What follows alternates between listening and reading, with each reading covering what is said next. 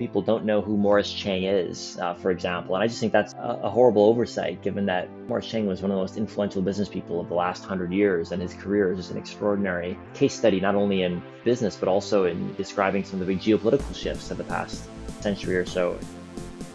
The key differentiating factor when it comes to the ability of countries to apply AI to different spheres is actually probably not the data in general. There will be some variations, but I think the key differentiation is actually in the processing power.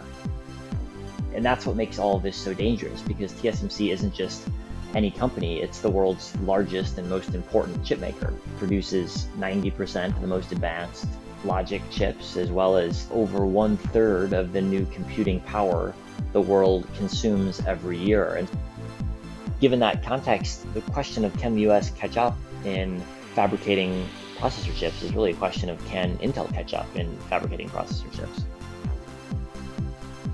From Orion X in association with Inside HPC, this is the @HPC podcast. Join Shaheen Khan and Doug Black as they discuss supercomputing technologies and the applications, markets, and policies that shape them. Thank you for being with us. Hey, Shaheen. Good to be with you again, as always. Really looking forward to this conversation. Good to be with you, Doug. Yeah, we feel really very fortunate today to have with us Chris Miller. He's the author of an important new book called Chip War. He is also a professor at the Fletcher School of Diplomacy at Tufts University, one of our leading universities in that area in foreign policy. Chris, welcome. Thanks for having me. Yeah. Now, Chip War primarily focuses on the emerging trade conflicts between the U.S. and China and how that has evolved and developed. In fact, there's even news today. It seems almost every day, certainly every week, there's new developments in that area. But Shaheen, I know you had a whole raft of questions that we're going to ask for Chris. Why don't you jump in with the first question you'd like Sure. to ask? Yeah. First of all, Chris, congratulations on such an insightful and enjoyable book. I've really had a great time reading it and highly recommend it to our audience. Go get it. It's available in print and in audio. My first topic really for discussion is risk management. I mean, everything we've seen through the pandemic, but also as you look back to the history of technology, as you so eloquently describe in the book, from loss of competitiveness to over-reliance on foreign supply chains, it just indicates, is it poor risk management or is it just sort of black swans left and right? Well, I think it's a tricky balance to strike, because on the one hand, the complexity of semiconductor supply chains today is inevitable given how hard it is to make leading edge chips. You simply can't do it with just a couple of companies or even a couple of countries in your supply chain. There's so many process steps from the initial design all the way through final assembly, test, and packaging that you've got to have lots of different companies involved, which raises more risk at each step in the process.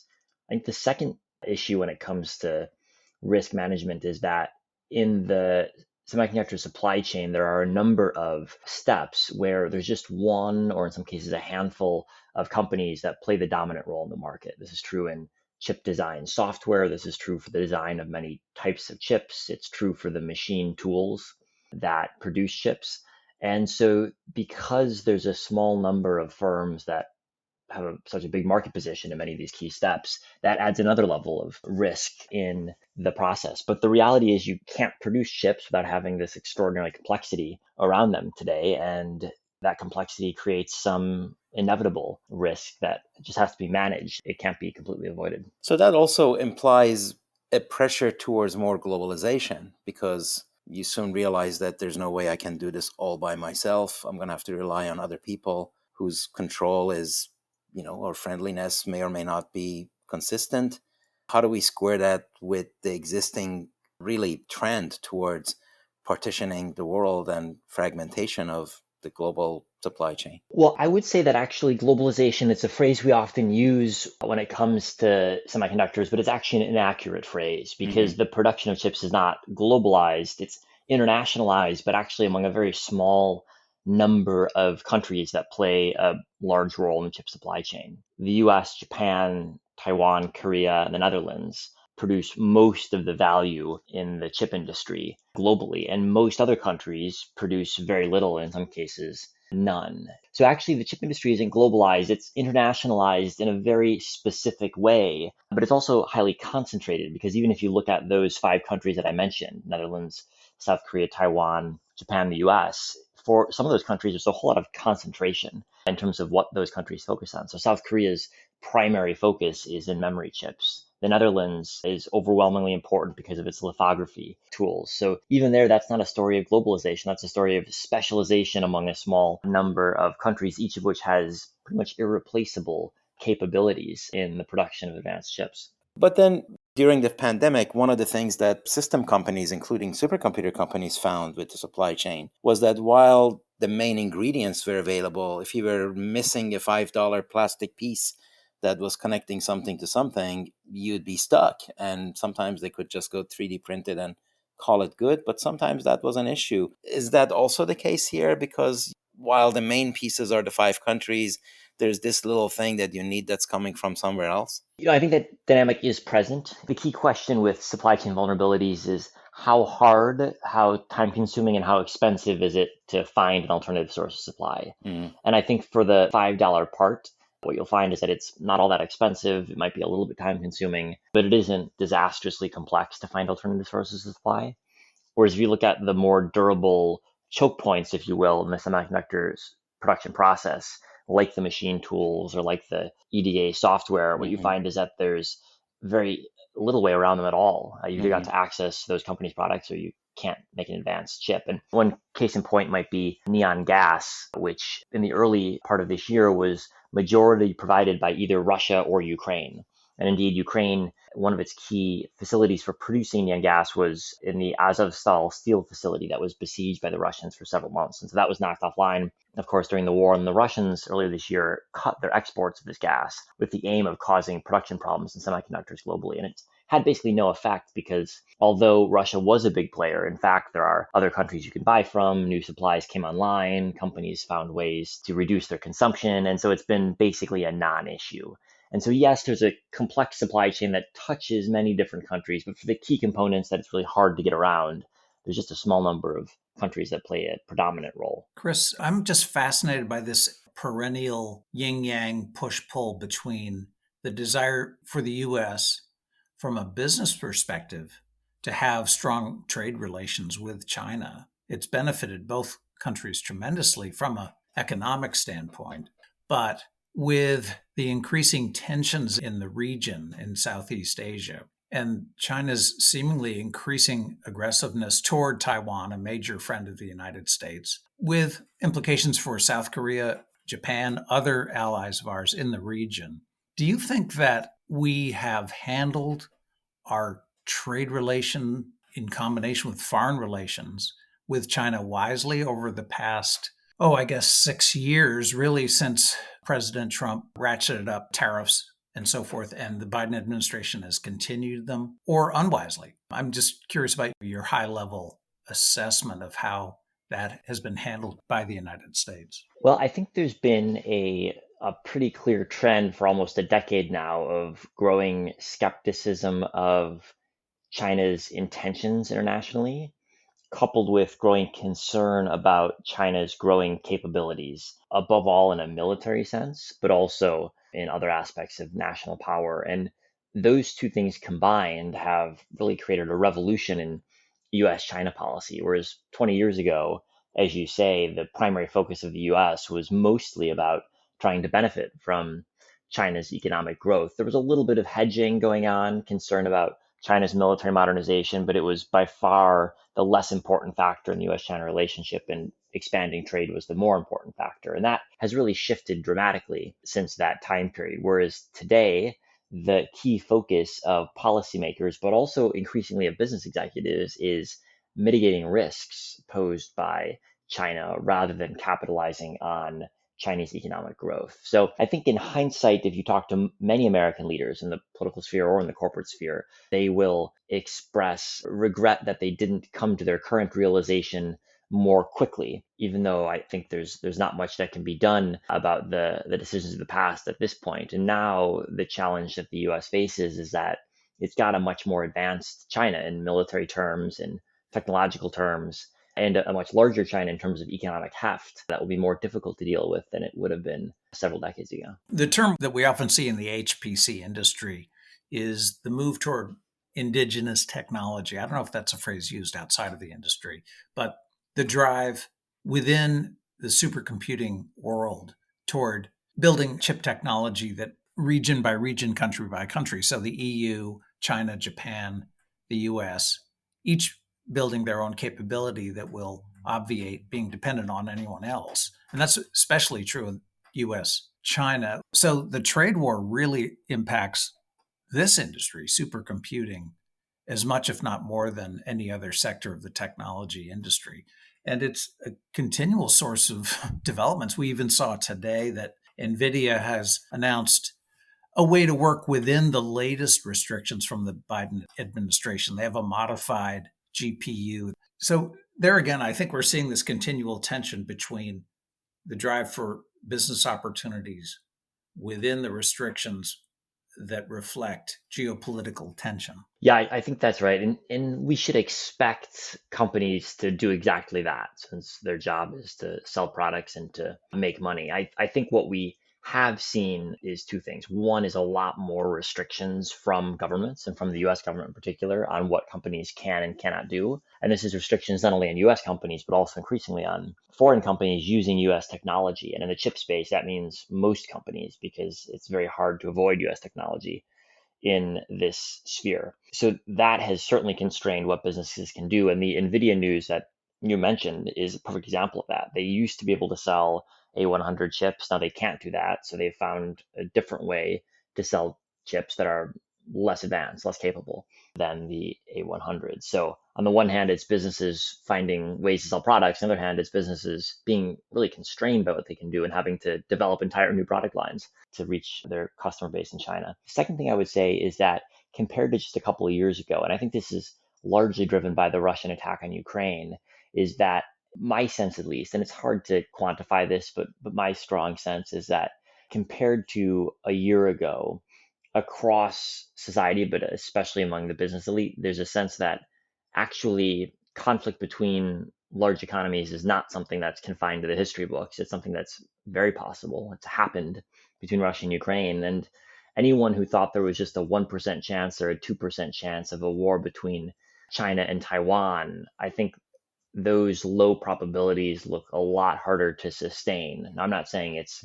likely to happen in the next couple of years, but it's not a 1% chance. And I don't think there are many people today that would put such a low probability on things. But a year ago, I think that was kind of the assumption in most of the business community. Oh, you're absolutely right. I think a lot of what's going on right now is just unreal compared to what was expected or assumed only a few months ago, even a couple of years ago. So one thing that this leads to is that I have to assume there were people all along raising the flag and saying, if you do this, this bad thing is going to happen.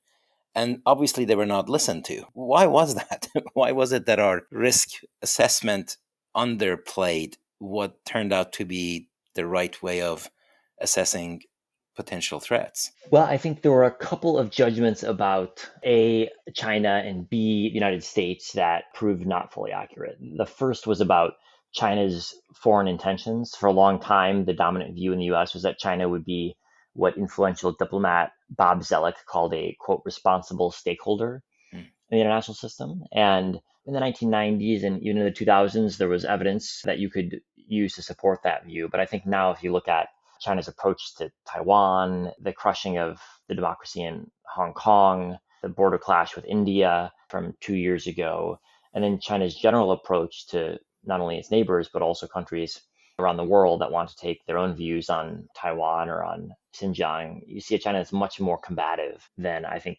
many people expected. I think the second thing is that next to that, there was a sense, which was not really based that much in evidence, but there was a sense that US military advantage would just continue indefinitely. And in reality, what we've seen is that the US military, in part because it's been focused on other regions of the world, has lost a substantial portion of its edge in East Asia. And that's been driven in large part because China has been building up its military. As its economy has grown, so too has its defense spending, and therefore has the number of military systems it's able to deploy. And for the US, that's a problem because although the US still has a qualitative edge over China's military, it's it's falling so far behind in quantitative terms that every war game that's run by the US military or by independent analysts suggests that the US faces more severe issues than ever before in terms of defending Taiwan. And although that probably should have been obvious to the typical analyst or decision maker 2 decades ago, I think most people didn't really think about the ramifications of that. And now that we're having to think about the ramifications of that, we're already at a point where actually it's become quite dangerous. And US military weakness, I think, provides some uncertainty to Chinese leaders about whether, in fact, we would be able or willing to defend Taiwan. And that uncertainty is what I particularly worry about. What can we say about the Trans-Pacific Partnership that the Obama administration was pursuing that did not happen after the change in administration? Was that also based on assumptions that are now viewed as too optimistic, or would that be a way to actually avoid the kind of escalation that we're seeing right now? I don't think it would have avoided the escalation we're seeing right now. The TPP, as it was initially conceived, was not likely to have China as a member anytime soon. It was really conceived much more as a way to constrain China economically rather than to integrate it, at least in the short run. And so I don't think that was really a missed opportunity. I think where there were missed opportunities were as much as anything on the Chinese side, and the shift in particular from the Hu Jintao era to the Xi Jinping era, which brought a big domestic but also foreign political shift in China and led to the decisions over Hong Kong, over Xinjiang, over China's foreign policy at large. I think that actually was the key turning point in China-US relations. When you look at what the current Chinese administration is doing, it's very easy for us to watch it and say, that just looks like a mistake to me. I don't know why they're doing what they're doing. Can it be that maybe they have something right? In what sort of a world would those decisions be proper? One way that leads me to think, for example, is like our data privacy norms and laws that exist in Western civilizations in general, with individual rights, data privacy, etc. And that restricts our ability to actually gather data. And if data is what you need to inform your AI models, you could make a case that not having those restrictions in place actually allows you to advance more rapidly in AI. And maybe those restrictions are actually holding us back. And this whole era of AI is a brand new world in which it is okay to kind of relax those restrictions. Has there been scenario planning along those lines that give us a little bit more comfort that the way we got it continues to be right?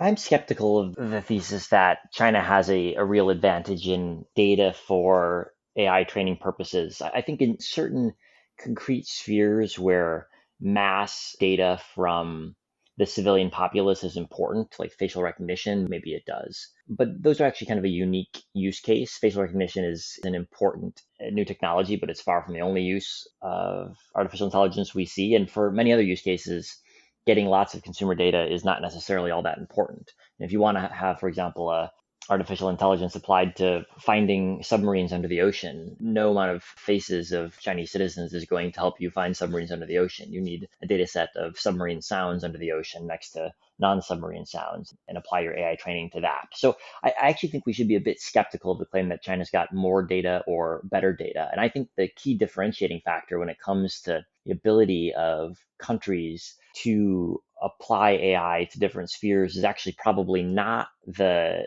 data in general. There will be some variations, but I think the key differentiation is actually in the processing power, because AI training is extraordinarily processing intensive, and the number of companies that make the chips that are capable of undertaking this in an efficient manner is very, very limited. And that's why the US export controls have focused on that particular issue and cutting China off from these chips. Chris, the latest Biden news upping the ante on restrictions to China of advanced chips.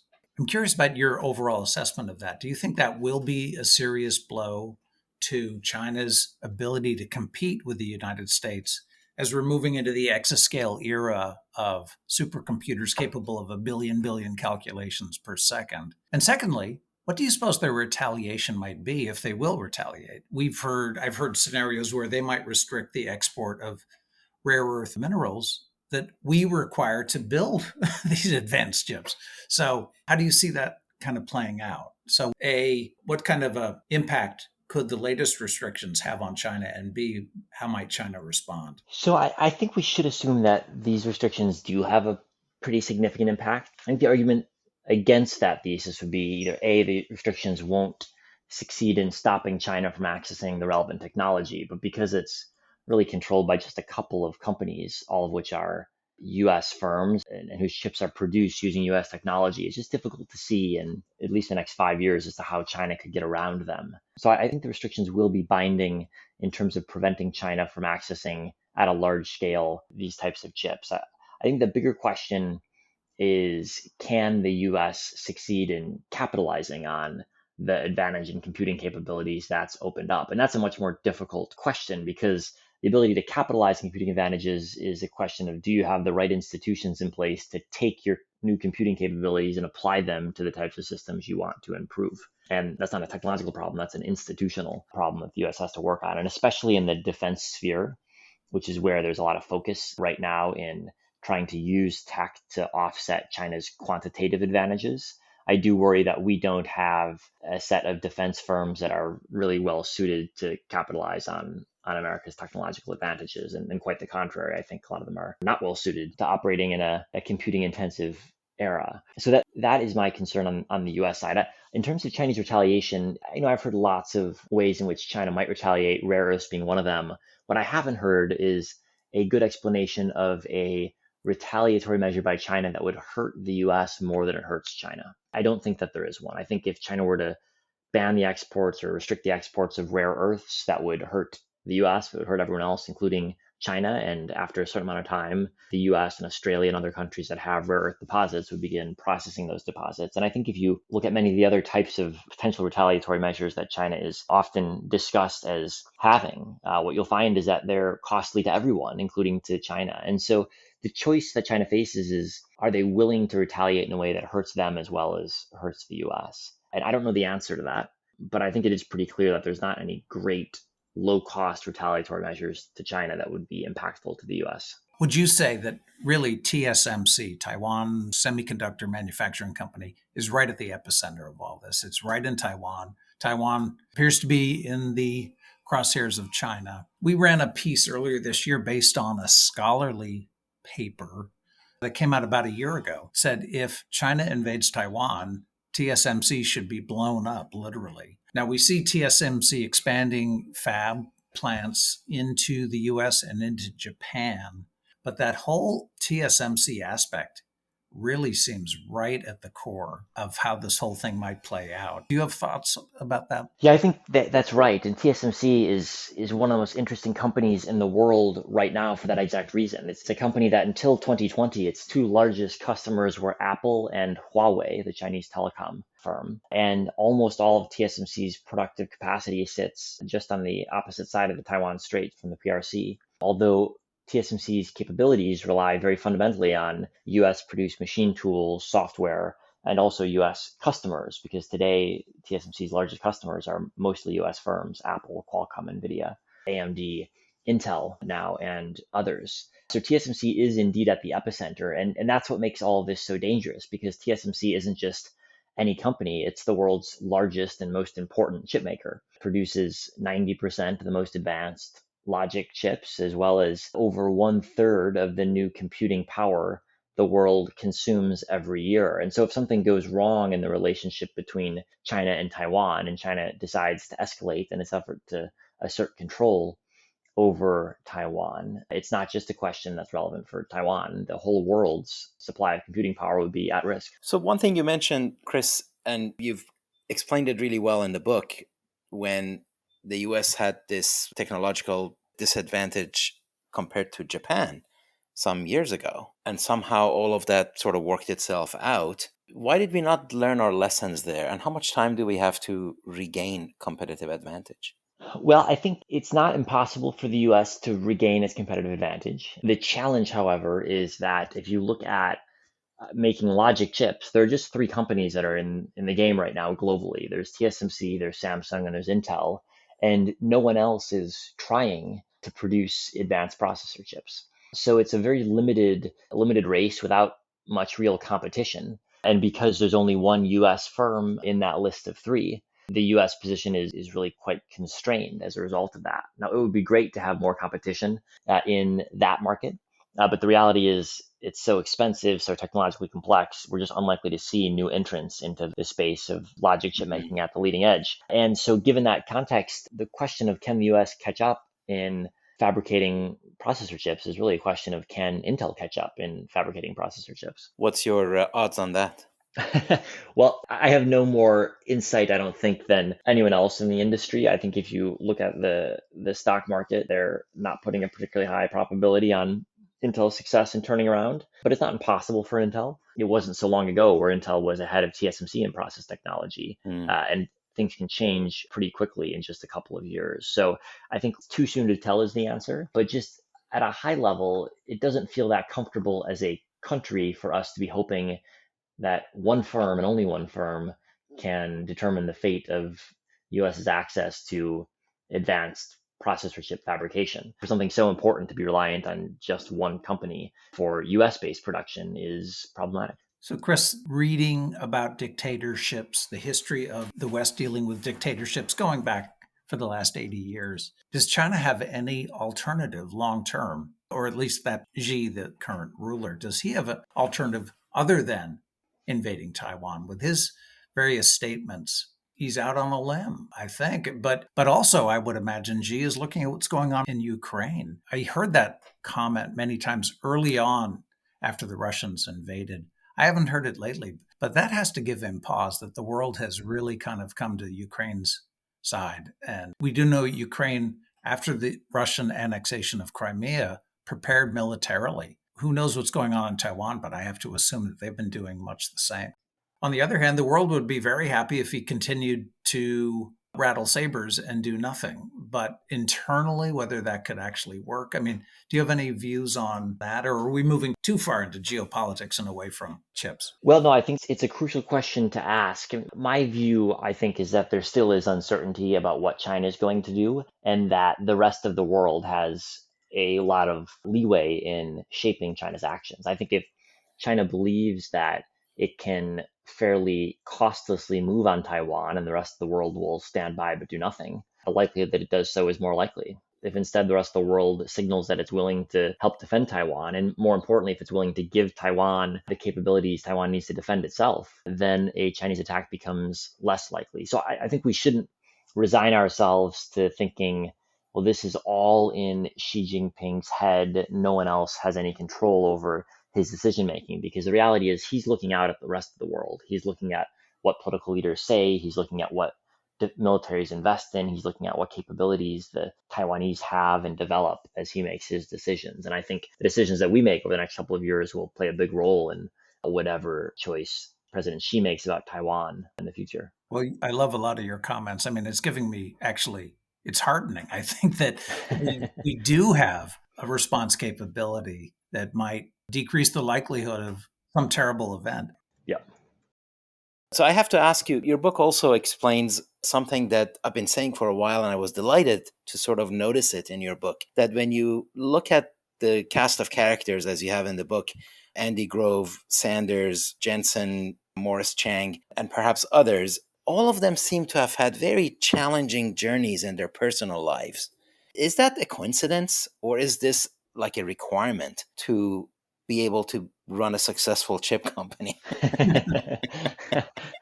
No, it's a great question. I think it is extraordinary the extent to which a number of individuals have played such a remarkable role in creating the industry as we know it today. And obviously, there's lots of people involved, and no single individual can do anything on their own. But when you look at the people that you mentioned who have built businesses or turned them around, I also think of Lisa Su as someone who's really turned around a business that was on the brink of bankruptcy Absolutely. to being an industry leader. I think there is something about the importance of leaders like that in the chip industry. And I don't know if semiconductors are unique or not in that regard. Right. Certainly, I came away impressed by the impact that a small number of those individuals had. And I also came away surprised by the extent to which people don't know who Morris Chang is, for example. And I just think that's a horrible oversight, given that Morris Chang was one of the most influential business people of the last 100 years. And his career is just an extraordinary case study, not only in business, but also in describing some of the big geopolitical shifts of the past century or so as well. And so part of my goal in Chip War was to bring to light the characters that have shaped the industry in this way. Shaheen and I agree. You did that admirably. And as Shaheen said, congratulations on your book. I know our time has run out, but it's been a great pleasure speaking with you, Chris. Thanks so much for joining us. Thank you for having me. Thank you. Take care. Bye-bye. That's it for this episode of the @HPC podcast. Every episode is featured on InsideHPC.com and posted on OrionX.net. Use the comments section or tweet us with any questions or to propose topics of discussion. If you like the show, rate and review it on Apple Podcasts or wherever you listen. The @HPC podcast is a production of OrionX in association with Inside HPC. Thank you for listening.